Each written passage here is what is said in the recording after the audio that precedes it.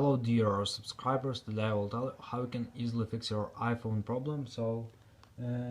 iPhone error 14, you receive this error when you connect to your iTunes, so how you can fix it.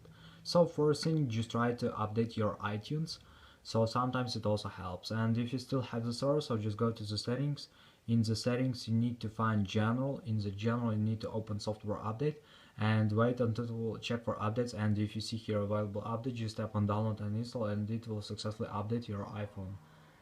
So this is the way how you can also do it. And also if you connect with cable, just try to use another cable, so sometimes it also helps too. And if you're using with connected with Wi-Fi, just check your Wi-Fi network, so sometimes it can be caused by bad internet connection, so just try to restore your Wi-Fi router.